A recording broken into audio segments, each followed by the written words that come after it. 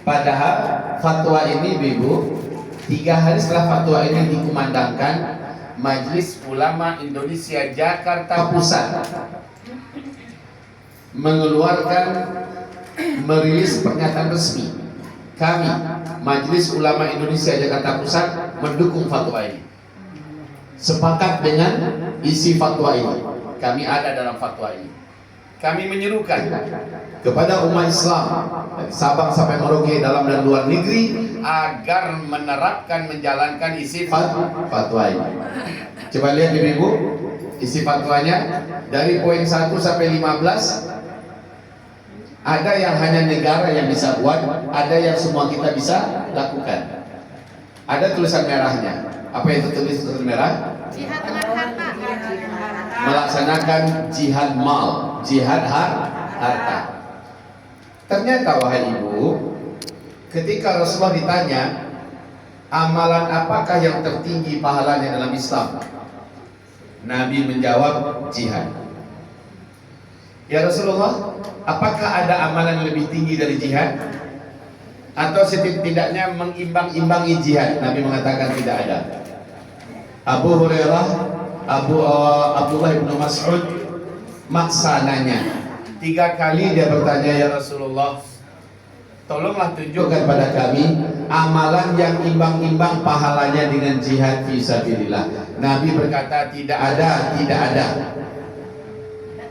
Ya, al-jihadu dzurwatu sanamil Islam. Jihad itu adalah puncak tertinggi dalam amalan Islam.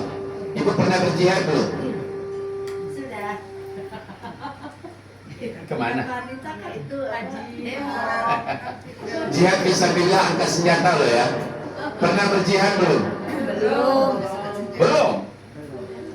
Jangankan ibu yang wanita, saya saja Zulkifli Muhammad Ali laki-laki, dari sejak muda dulu mendambakan pernah ke Palestina untuk angkat senjata, tapi nggak ketemu jalannya. Ya. Jadi ternyata jihad itu dalam Islam dibagi 2. Silakan dilihat. Nah ini pembagian jihad dalam Islam. 1, jihad membawa diri, pakai diri, dengan fisik maju ke medan pertempuran. Yang harus terjadi atau yang mungkin terjadi adalah 1, mengorbankan nyawa. 2, berpisah dengan keluarga. 3, meninggalkan pekerjaan. 4, bisa luka-luka, bahkan amputasi, potong ini, potong itu. 5, kemungkinan ditangkap atau jadi tahanan. Dan yang ke-6, terbunuh atau syahid. Ini kalau jihad secara fisik. Hebatnya, jihad secara fisik ini tak mungkin bisa kita lakukan. Bukan saja karena kita sudah berumur lanjut, tapi memang jalannya ke sana nggak ada.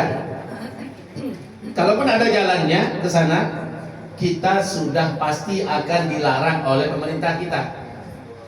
Ya, jadi intinya jihad mal boleh dikatakan no way. Jihad nafas ya, jihad menggunakan diri. Kalau begitu peluangnya jihad mal. Jihad harta, menggunakan emas, perak dan uang.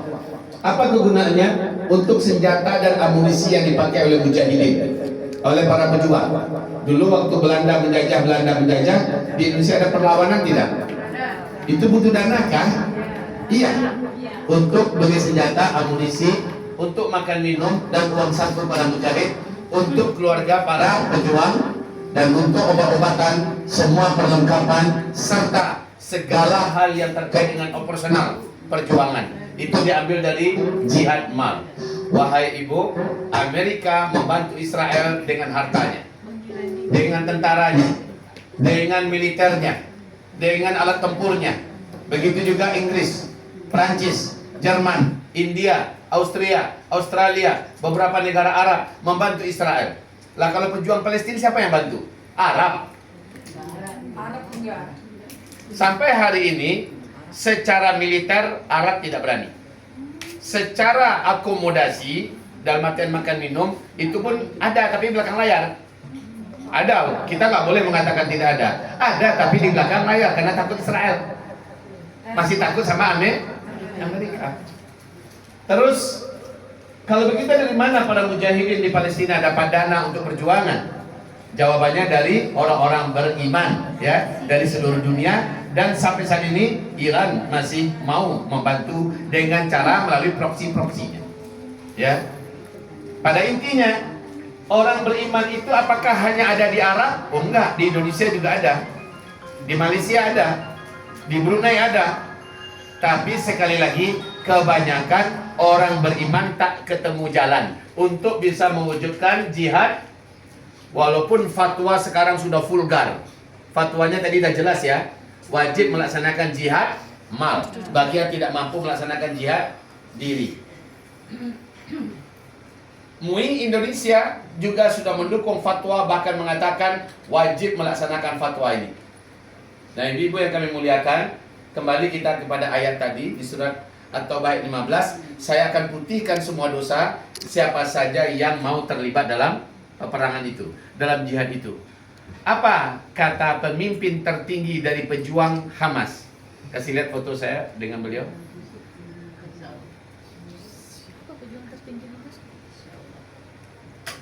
Biasanya mas foto cepat. Ngantuk mas. Ini siapa? Kenal nggak?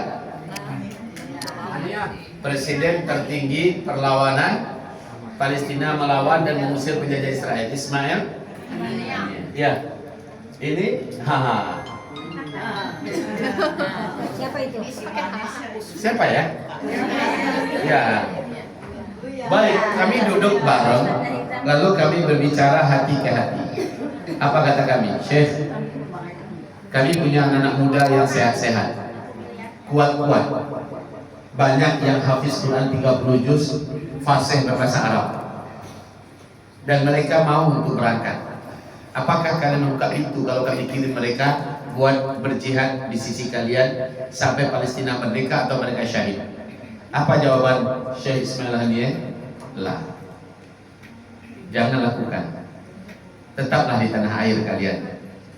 Terus didiklah anak-anak muda kalian menjadi pemimpin-pemimpin hebat masa depan. Siapkanlah mereka menjadi ulama-ulama pewaris Nabi.